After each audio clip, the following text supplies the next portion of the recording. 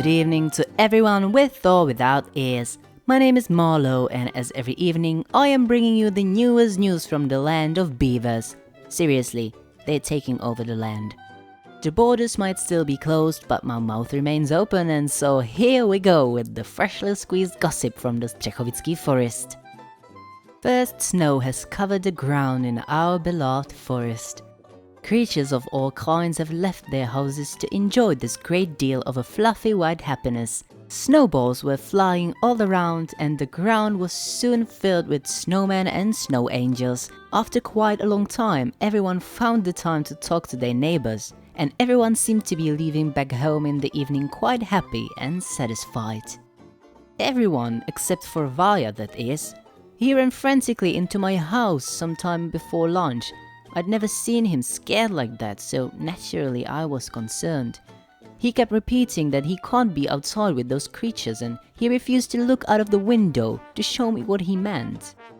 I guess Vaya's just scared of snowmen. I closed all the curtains and lit up all the oil lamps inside, and immediately Vaya seemed less pale and scared. Then I made him some mulled wine, which calmed him down some more, and he helped me cook lunch. I still can't eat any potatoes, as the doll will just start screeching whenever I try to get some, so a rice pudding it was.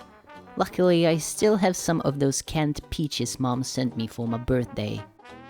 Since Vaya refused to leave my house, we spent a calm, lazy day locked inside. He told me lots of funny and exciting stories, mainly about his traveling. He's truly seen a chunk of the world. He asked about my family as well, so I told him about my parents and my siblings, and about old Auntie Bernice as well. He seemed really interested in them and said he couldn't wait to meet them one day. I sighed. I couldn't wait to see them as well.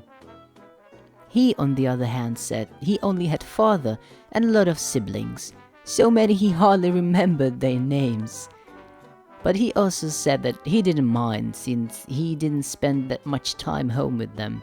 He rather walked the forest alone. I asked him where it was he lived then, since I tried to find him once and had no luck. He laughed and changed the topic. We fell asleep on the sofa in front of my little fireplace. I woke up with the first sunbeams tickling my nose through the half-open curtain, and boy oh boy, what an uncomfortable sleep that was.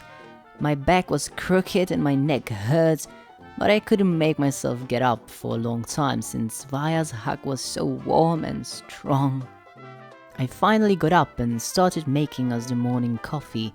I looked out of the window and noticed most of the snow was already melted. Only the snowmen were still there, though transformed into these blobbish snowy figures with their noses, eyes and buttons lying around on the wet ground. Hopefully, they'd be gone soon. Vaya still didn't wake up. He was nestled on the sofa in such an uncomfortable looking position.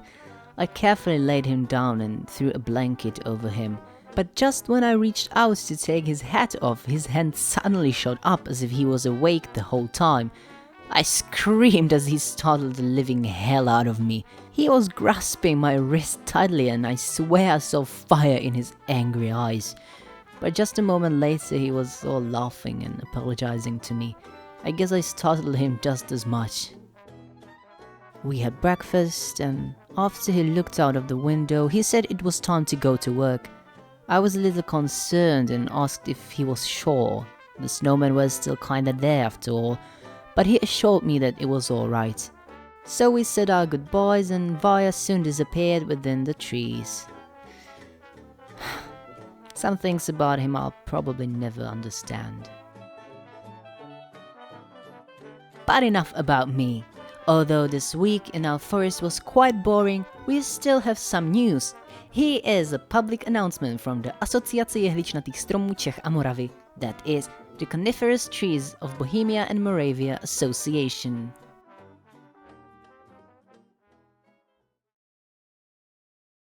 Dear residents, we are happy to announce that the inclusion of the Puklavec Castle goes on very well.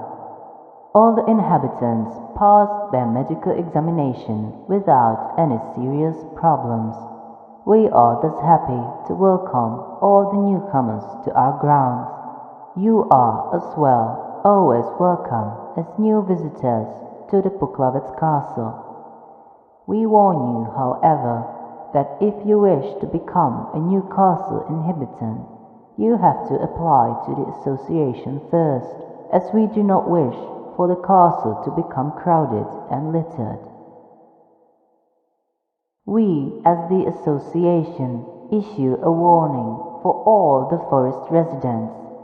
Yesterday at the sunset, a white lady appeared on the battlements wearing black gloves. We are carrying out a further investigation of the bad news coming to our land. Keep calm, but be aware. Thank you. And don't forget, we stab so that you don't have to.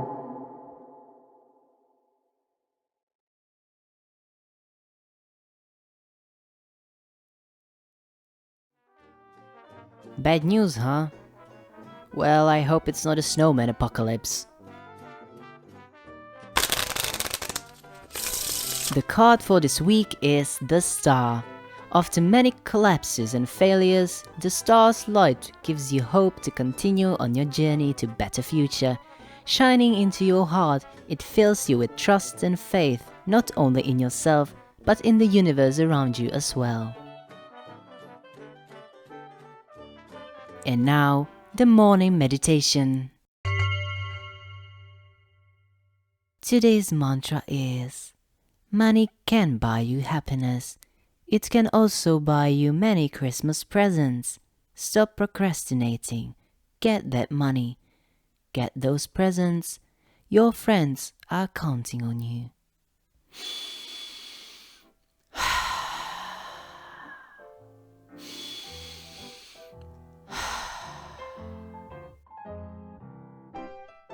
Good night, Střechovice. Good night, England.